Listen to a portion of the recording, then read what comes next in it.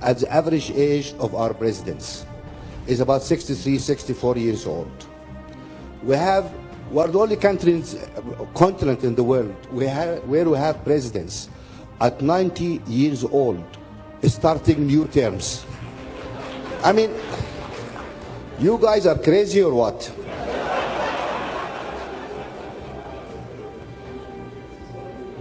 We've seen people in wheelchairs, you know, unable to raise hands to standing for elections. This is a joke. Yes, you are right to laugh because the whole world is laughing at us. You know, I always say, I mean, you. Why do Africa's old leaders refuse to let go of power? Why must they rule until their hands tremble and their eyesight fade? Why must the same faces recycle themselves through the corridors of government, as if the continent has run out of ideas?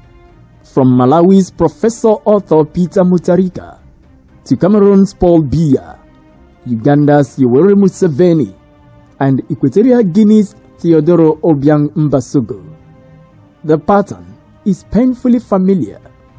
Men who once promised liberation have turned into political landlords.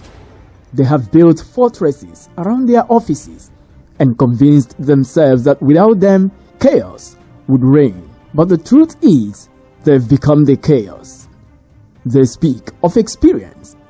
But what good is experience that silences innovation? They preach stability, yet their presence breeds stagnation. They say they love their countries, yet they cannot trust the young to lead them. It is not patriotism, it is fear. Fear of accountability, fear of irrelevance, fear of losing the wealth and immunity that comes with the throne. Countries much bigger than us entrust their economies, their nuclear weapons, their oil resources to people who are in their 40s. And we only pick up people at 90 years old to lead us. To lead us where? To the grave?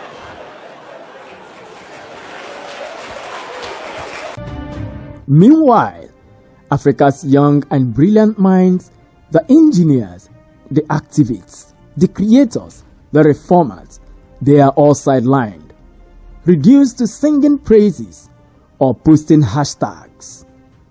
The continent's future is being mortgaged by leaders who believe longevity equals legitimacy. The tragedy of Africa is not a lack of wisdom, but the greed of the wise.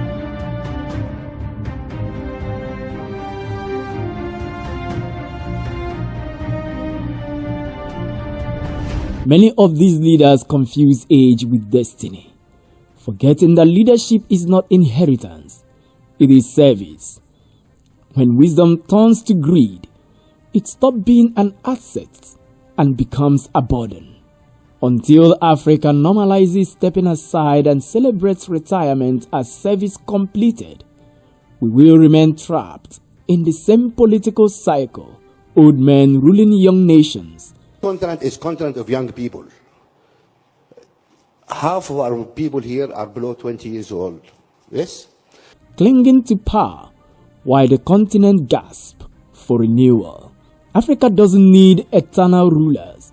It needs fresh minds, bold hearts, and leaders who understand that the greatest legacy is not how long you rule, but how well your people live after you are gone. Thanks for watching this video.